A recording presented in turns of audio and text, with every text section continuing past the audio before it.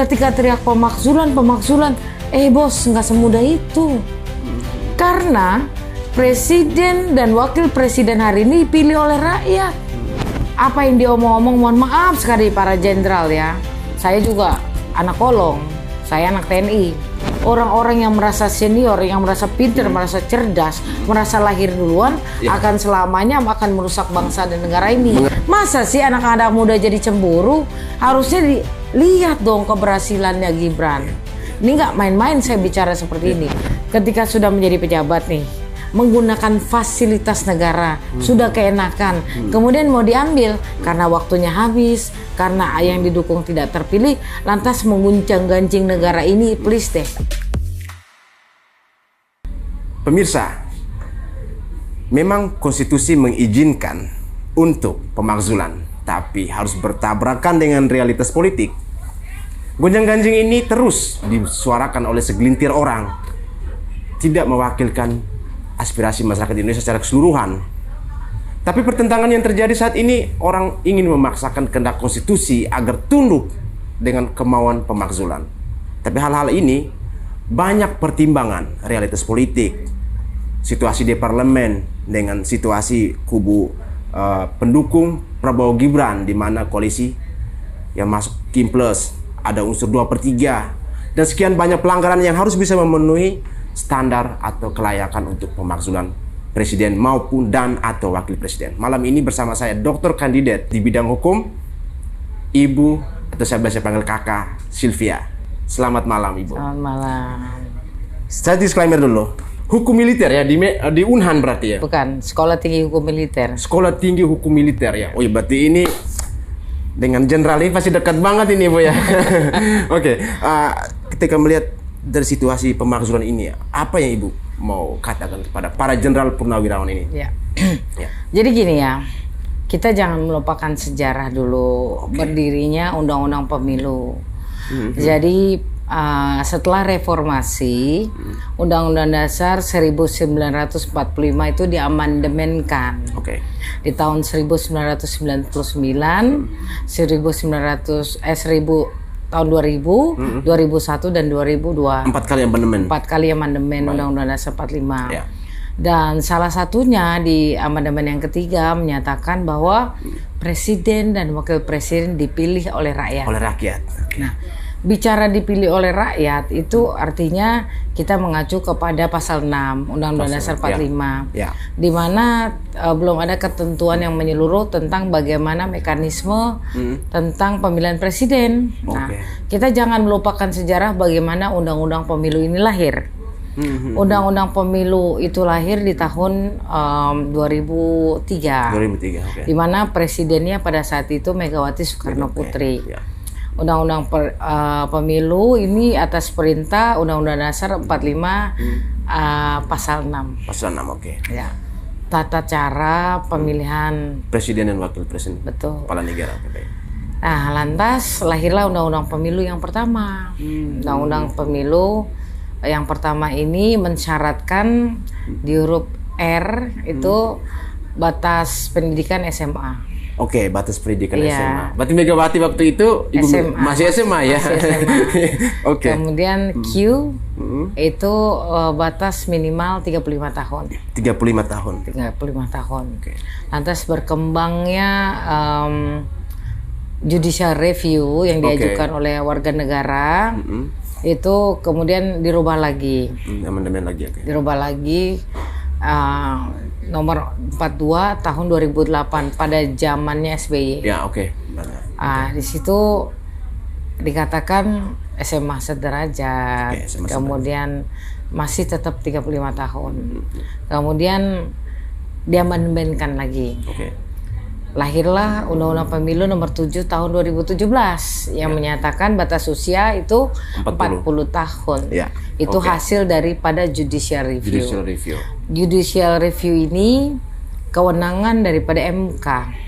MK sendiri itu lahir dari amandemen Undang-Undang Dasar 45. MK lahir bersamaan dengan DPD, Dewan Pimpinan Daerah.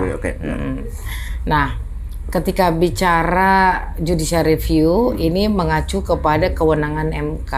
Kewenangan MK adalah menguji undang-undang terhadap Undang-Undang Dasar 1945. Batu ujinya Undang-Undang Dasar 1945. Semua undang-undang yang berlaku di Indonesia, batu ujinya konstitusi ini, Undang-Undang Dasar 1945.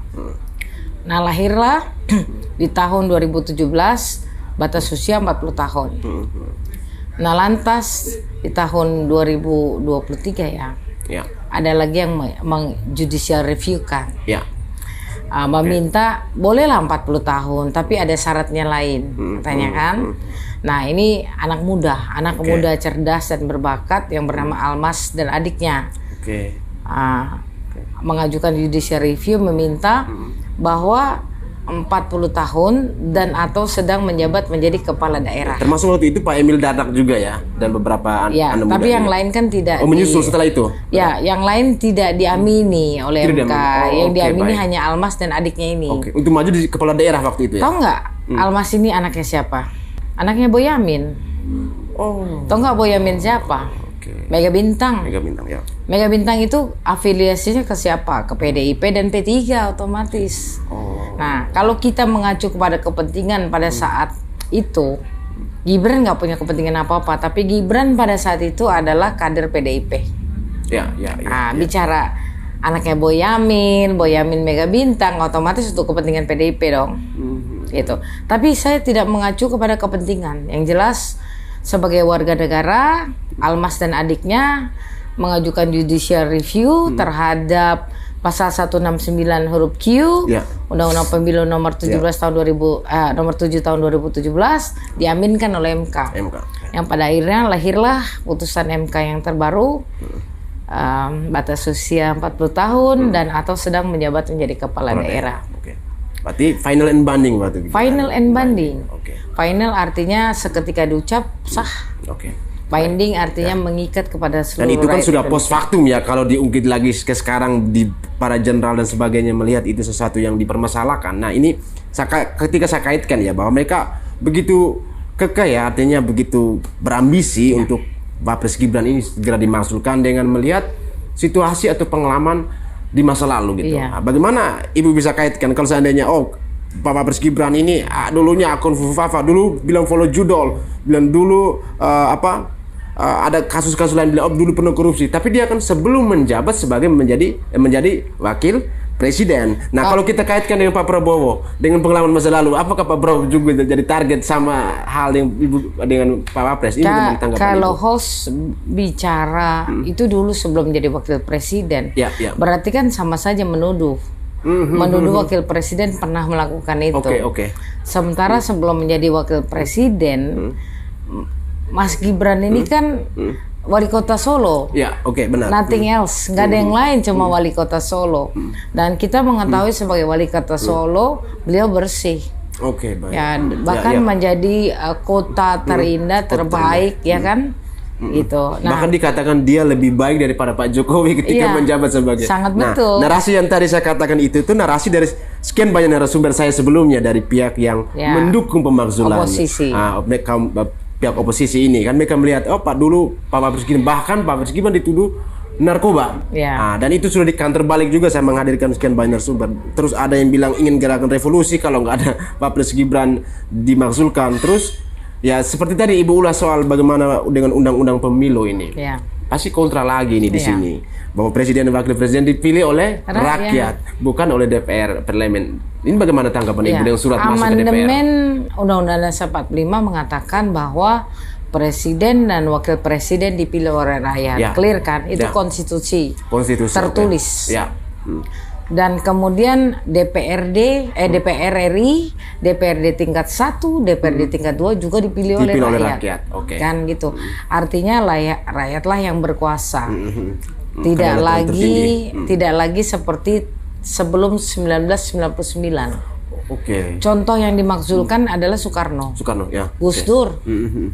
Walaupun di kemudian hari terbukti Gus Dur tidak bersalah secara hukum, tapi tetap dimaksudkan. Ini yang sangat disayangkan. Jadi saya di sini tidak memihak kepada siapapun. Padahal 2014 melalui Partai Nasdem. Saya dulu di Nasdem. Oke. Saya ikut memenangkan Bapak Jokowi. Pak Jokowi. Kemudian di tahun 2019 bersama PKPI. PKPI ini partai Mas Dias Hendro Priyono, anaknya Jenderal Hendro Priyono. Saya Nggak ada masuk di threshold dalamnya. ya kemarin, belum masuk threshold untuk parlemen threshold. Masuk juga. Masuk. Oke. Saya lahir dari Partai Nasdem. Oke. Ada sejarah apa di Partai Nasdem sampai ibu bilang lahir dari Partai Ya, Nasdem ini? sejak Ormas belum menjadi partai. Berarti salah satu inisiator juga di dalam Partai Nasdem? Enggak. Turut? Kalau inisiator kan berarti yang ikut berucap sumpah, pernyataan. Tapi saya di Turut DKI menjadi? Jakarta. Oh, di DKI Jakarta. Di DKI Jakarta dari Ormas saya masuk ke Partai Nasdem. Saya membesarkan Partai Nasdem di DKI Jakarta. Oh, luar biasa ya, Pak. Ada 5 jabatan yang saya emban saat itu. Pertama-tama saya masuk Partai Nasdem itu ketua kelurahan loh. Ketua kelurahan, DPRT namanya. Dewan Pimpinan Ranting. Tapi dianggap bagus saya menjadi ketua DPC kecamatan. Lantas saya menjadi sekretaris Jakarta Pusat dan yang paling tertinggi saya menjadi wakil sekretarisnya Wibi Andrino, keponakannya Bapak Surya Paloh. Tapi di saat itu juga saya menjadi ketua bidang OKK di Badan Advokasi Hukum Nasdem di DKI. Kemudian ikut juga jadi wakil sekretaris di Garda Wanita Malahayati. Kemudian juga di Garda Pemuda dan saya masuk ke Somalini. Tujuan saya adalah belajar ilmu politik gitu. Karena kita teriak-teriak di luar politik tanpa ada di dalamnya kan percuma. Ya seperti ayam berkokok tapi tidak di pagi hari, iseng-iseng di malam hari gitu. Akhirnya saya masuk dan saya mempelajari kalau kita tidak masuk ke dalam sistem, kita nggak tahu apa yang terjadi dalam politik gitu. Dan di Nasdem lah saya belajar banyak tentang politik. Hingga hari ini hati saya tetap di Nasdem. Tetap di Nasdem ya. Kemudian ada sesuatu hal di tahun 2018 saya pindah ke PKPI. Di PKPI saya bertemu dengan Dias Hendro Priyono. Terus Endras Priyono ini, Dias Hendro Priyono adalah anak Jenderal Hendro Priyono. Dan saya masuk ke dalamnya dan saya langsung di posisi on top juga ya sebagai sekretaris bidang OKK Dewan Pimpinan Pusat saat itu. Nah, ketika Mas Dias walk out keluar dari PKP, saya ikut keluar karena saya gerbongnya beliau. Kalau di politik gitu ada gerbong-gerbong gitu. Memang ya, artinya bukan manuver ya, artinya saling keterkaitan biar semakin artinya banyak. Gini loh, kalau kita bicara gerbong, artinya kita satu pemikiran, satu hati, satu rasa. Kalau di Nasdem dulu saya sama Wibi Andrino sih, beliau anak muda yang sekarang menjadi di DPRD DKI Jakarta ya, ketua fraksi. Ya. Nah, kalau kita kembali ke pemakzulannya Ibu, melihat dengan sejarah dari undang-undang pemilu tadi, keterpilihannya presiden dan wakil presiden ini adalah amanah dari rakyatnya. Terus dengan surat masuknya ke DPR ini seolah-olah meminta DPR harus lebih MPR ya, trias politikanya kita bahwa MPR lebih berkuasa daripada rakyat, sementara kedaulatan tertinggi ada di tangan rakyat seperti Ibu katakan tadi. Ini bagaimana tanggapan Ibu? Sebenarnya saya tidak menghakimi, tidak mau menghakimi para jenderal, bukan nggak ada mantan, jenderal itu nggak ada mantan, jenderal tetap jenderal. Cuma sudah pensiun saja gitu. Ya istilahnya apa kan, purnawirawan. Jenderal purnawirawan. Purnawirawan tapi tidak ada mantan jenderal ya. Ini mau diingat gitu. Saya tidak mau menghakimi siapapun yang mau memakzulkan Gibran. Cuma saja sangat disayangkan bahwa orang yang berpendidikan, kemudian apalagi pernah berbakti kepada negara, menjadi Tentara Nasional Indonesia, dulu namanya ABRI, Angkatan Bersenjata Republik Indonesia, karena papa saya pun TNI ya. Ya, jadi kenapa harus kemudian membuat kacau dan rusuh pemakzulan? Sementara bicara pemakzulan itu dasar hukumnya ada di konstitusi, Undang-Undang Dasar 45 pasal 7A dan pasal 7B. Kalau pasal 7A kan alasan-alasannya kenapa harus dimaksudkan. Pelanggaran berat. Pelanggaran hukum. Pelanggaran hukum bisa saja mengkhianati negara, penyuapan, korupsi, ya kan. Kemudian tidak layak lagi menjadi presiden. Sementara di pasal 7B itu mengenai mekanismenya seperti apa. Nah, kalau bicara mekanisme, yang mempunyai hak dan kewenangan DPR.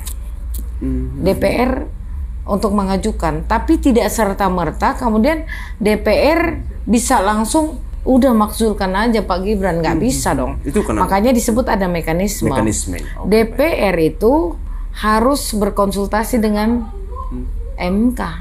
Mahkamah Konstitusi. Karena trias politikanya itu ya dari parlemen, legislatif dan yudikatif. Okay, nah, baik. Harus konsultasi dengan MK. Setelah MK menyetujui atau tidak menyetujui, barulah balik ke MPR. Balik lagi ke MPR. Ya, MPR isinya siapa, Bang? MPR isinya adalah anggota DPR dan DPD. Itu yang disebutnya MPR. Ya kan?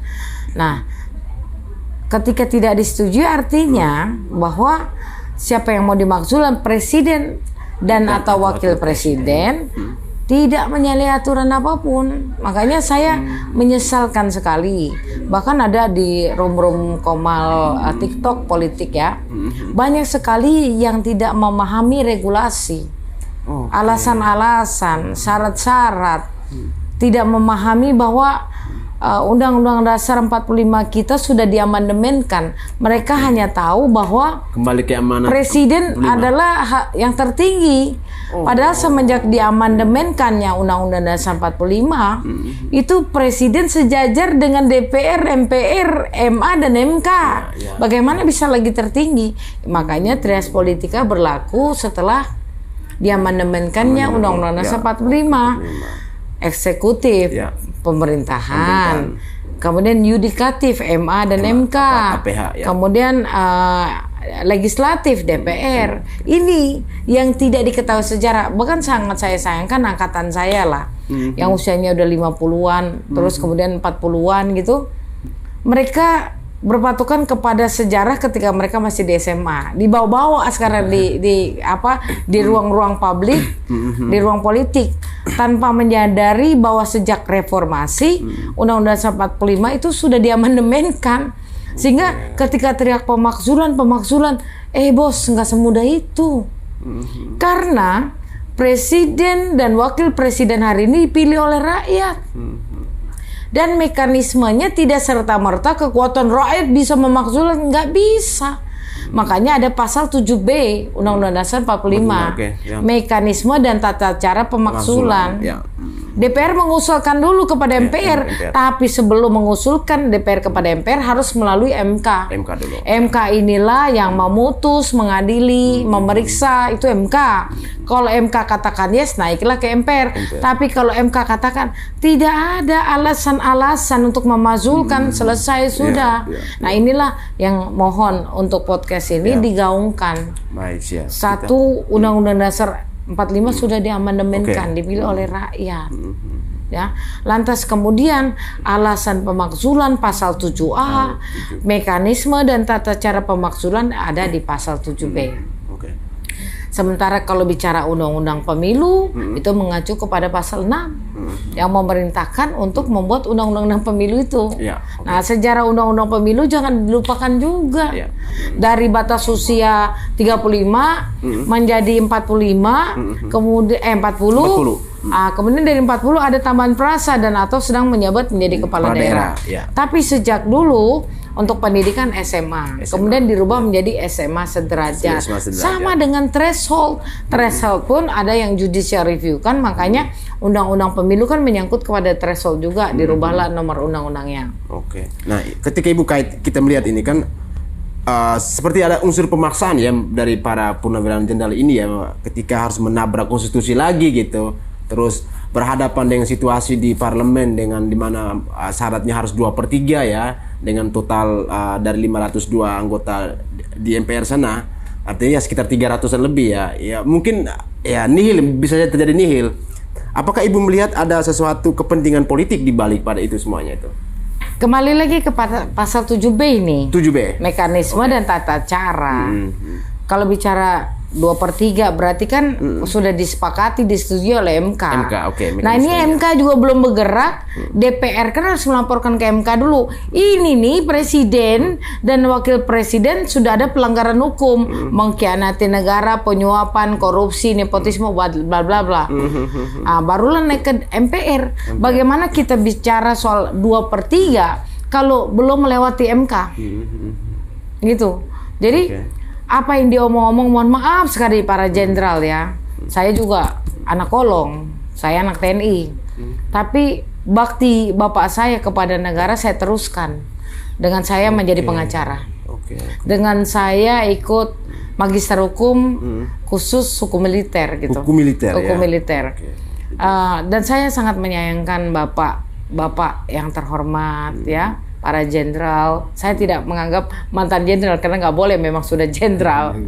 Yang jelas, saya menghimbau lah kepada bapak-bapak jenderal, kita belajar sejarah dulu. Karena undang-undang di Indonesia ini selalu up to date lah, ya. Adanya tadi saya katakan Undang-Undang Dasar 45 yang diamandemenkan, Undang-Undang Pemilu yang sudah berubah 3 kali, dari nomor 23 ke nomor 42 ke nomor 7, itu harus belajar. Jangan tetibanya makzulkan, pokoknya MPR yang berkuasa kemudian lantas memutus. Tidak, sekarang mekanismenya bacalah pasal 7B. Pasal 7B di sana mekanisme tentang pemakzulan. Beda ketika sebelum 98. Korbannya siapa? Korbannya Soekarno. Korbannya Gus Dur. Ternyata terbukti Gus Dur tidak pernah melakukan pelanggaran hukum. Ada kepentingan politik. Tadi kan bertanya kepada saya, adakah kepentingan politik? Otomatis ada. Seperti apa yang kepentingan politik yang Ibu baca dari dibalik usulan pemakzulan ini? Ya, saya ini kaum 58 nih, Pak Prabowo. Ya, motifnya itu seperti apa gitu? Motifnya adalah banyak ya, mohon maaf, manusia di seluruh dunia lah, kadang tidak menerima kekalahan. Kalau bahasa awamnya, bahasa anak mudanya nggak mau move on gitu. Nah, semestinya sebagai warga negara Indonesia yang baik, apalagi para jenderal ini berbakti kepada negara, ya, ada sumpah di sana. Itu bagaimana kalau kita sama-sama kemudian membesarkan bangsa ini? 2029 masih lama.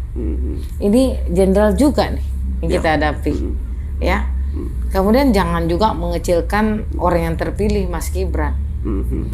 Berapa orang sih yang bisa bahasa Inggris di Indonesia? Segelintir. Dari 280 juta menurut host berapa orang? Ya. Berapa persen lah? Ya, bisa setengah lebih daripada itu juga bisa. Bisa jadi, tapi tidak fluently kan? Ya, kita bukan English kan, bukan bahasa ibu. Bukan bahasa tapi ibu. kalau kita bicara jadi presiden dan wakil presiden kan ada dua fungsinya. Fungsi presiden nih jadi kepala pemerintahan dan kepala negara. Ketika kepala pemerintahan, ketika di lingkup domestik di Indonesia, tapi menjadi kepala negara ketika berkunjung ke negara lain. Itu mau diingat. Jadi sejarah kita ini, kalau kita mau saja belajar, mau saja mengetahui, bahkan bertanya kepada orang yang paham, kita nggak akan benci lagi lah dengan bangsa ini. Kita nggak akan benci lagi dengan Indonesia ini, karena sejarah-sejarah ini jarang sekali digaungkan. Yang pada akhirnya orang-orang yang senior itu terpaku kepada pelajaran dia ketika di SD, SMP, SMA. Kalau presiden adalah panglima tertinggi, semuanya salah presiden, ya kan? Gas 3 kilo langka salah presiden. Ya kan? Sendal kamu di masjid hilang juga salah presiden. Ini karena apa? Karena ketidaktahuan mereka terhadap undang-undang yang dinamis. Makanya mungkin mohon maaf kalau saya juga protes lah kepada negara.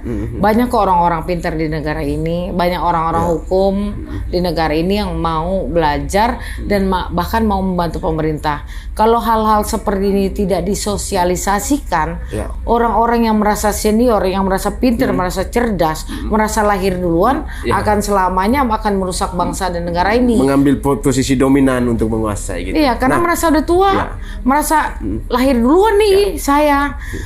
Senioritas itu kan adalah di sekolah, di kampus, dimanapun. Tapi di zaman era modern seperti ini, sepertinya nggak layak lagi dikatakan senioritas. Tapi Ini memang sosialisasi terhadap amandemen ya, kemudian terhadap undang-undang pemilu sendiri itu langka. Nah, saya ini kebetulan ketua umum Relawan Jokowi Bersatu.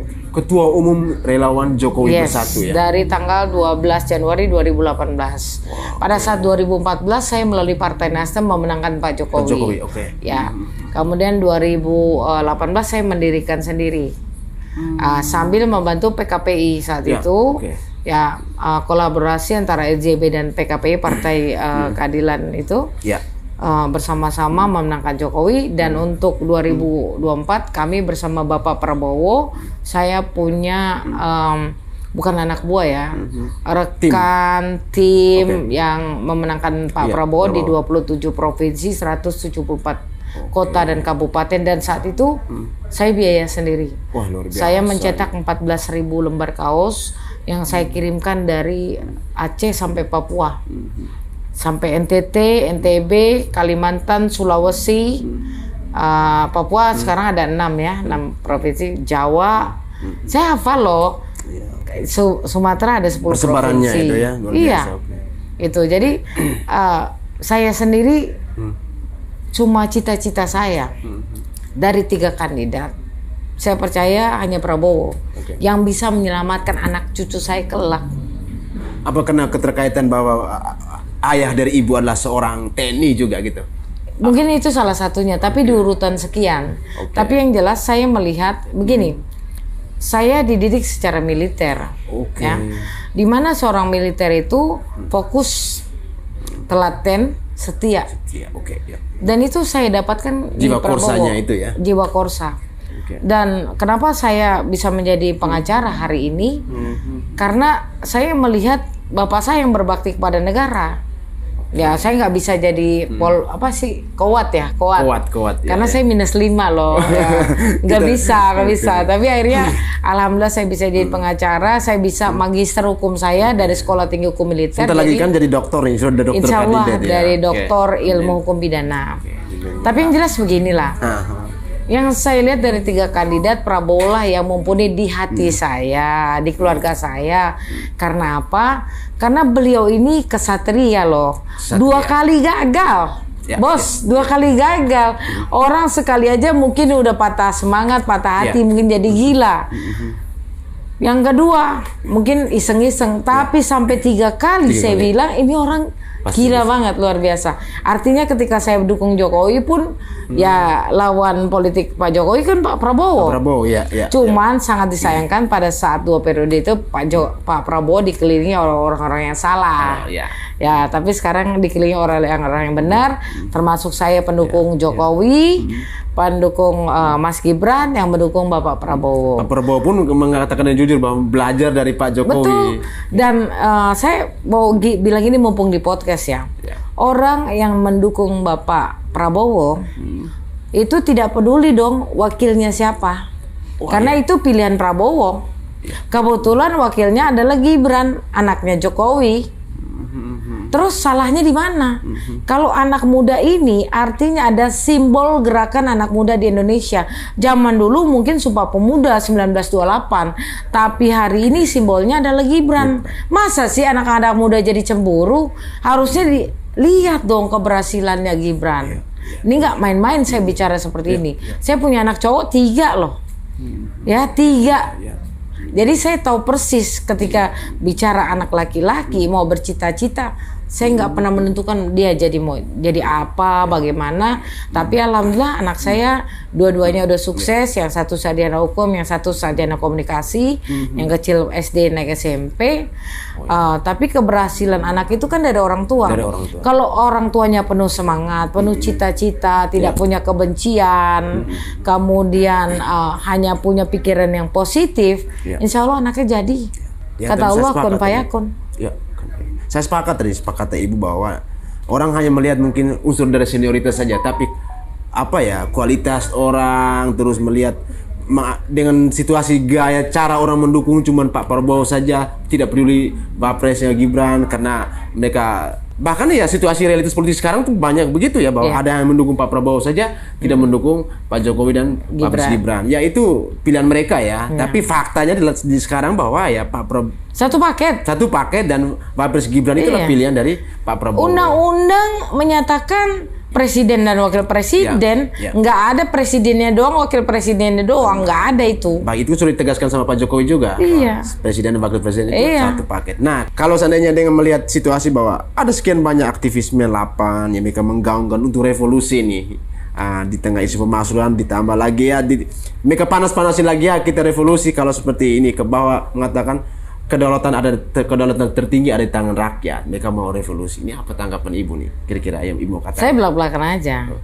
Angkatan 98 ya. Itu sekarang di partai mana? Partai Merah kan? Kebanyakan di Partai Banteng. Ketika bicara partai berarti punya kepentingan kan? Beda dengan saya nggak punya partai hari ini.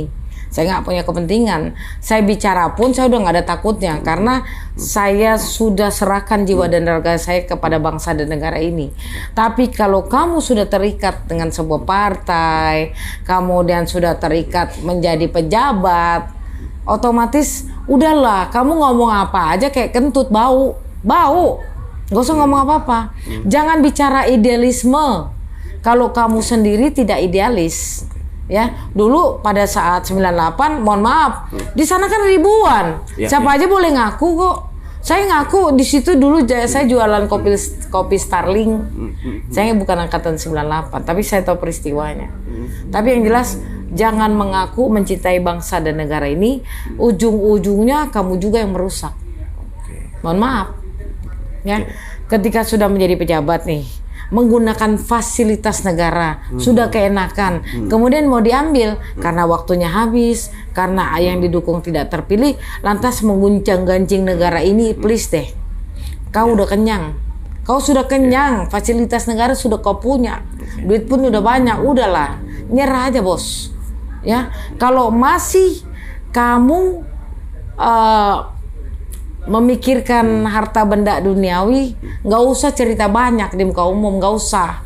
Nah, satu lagi nih Ibu, ketika orang melihat bahwa ketika Pak Gibran ingin dimakzulkan, ada orang melihat bahwa ada unsur kudeta kepada Pak Prabowo juga, karena ada barisan dari partai sebelah, terus datang lagi sebelumnya Pak Mahfud MD ya, bahwa di bulan Mei kemarin mengatakan nggak bisa dimakzulkan, lalu sebulan kemudian pikirannya berubah, oh bisa. Nah ini kan sudah kelihatan inkonsistensinya mereka gitu, bahwa ini jangan-jangan ada rencana tidak hanya Pak Gibran, ternyata ternyata Pak Prabowo juga mungkin akan dikudeta oleh mereka gitu, mungkin gitu. Ya, saya pribadi sangat menyayangkan banyak sekali akademisi yang mulutnya bau comberan. Hari ini bilang tempe, besoknya tahu. Kita ini belajar hukum KUHP yang sama, KUHP yang sama, Undang-Undang Dasar 45 yang sama, ya, hukum tata negara, hukum pidana, hukum perdata, bukunya sama. Jadi jangan bohong-bohongin rakyat dengan keilmuanmu, dengan gelar akademisimu. Di luar sana, di Amerika contoh, ini pengacara jadi orang nomor 1. Berapa 50-an lebih presiden Amerika, lebih dari separuhnya dari pengacara. Pengacara sangat dihormatin karena pengacara berdiri di tengah sebagai penyeimbang. Makanya kalau dibilang pengacara dibayar, pengacara membela yang salah. Kami membuka fakta hukum. Ya, jadi kepada SHMH, doktor hukum, profesor whatever, ya, nggak usah idealisme lah, ya, gunakan ilmu hukummu dengan baik. Di situ ada amandemen Undang-Undang 45, ada Undang-Undang Pemilu. Dengan keilmuanmu, kemudian dengan viralnya kalian ya, jadi orang top, the best gitu, siarkan yang baik. Siarkan hukum yang baik sesuai hukum yang tertulis. Jangan mentang-mentang sudah ngetop, omongan mau diterima banyak orang, kemudian ngalor ngidul. Bebas menafsirkan. Wah, bebas mau kayang ya kan, mau lari-lari, mau jalan tempat, please deh jangan. Ya, sepakat karena bahwa mempermalukan akademis ya.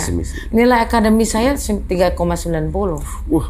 Ya. Summa cum laude. Di Sekolah Tinggi Hukum Militer. Wah, luar biasa. Satu-satunya perempuan. Satu nih, ini menarik ini nih. Sebagai orang yang sekolah di Sekolah Tinggi Hukum Militer, terus nih belajar hukum militer, anak dari seorang militer, TNI, melihat para purnawirawan TNI ini, apa yang mau katakan pada pemirsa Indonesia nih? Mereka saya hormati sekali. Siap. Apalagi mereka sudah berbakti kepada negara. Mungkin sedang kilap, Bang. Sedang kilap. Jadi kalau orang lagi kilap, kita ingatkan secara baik-baik.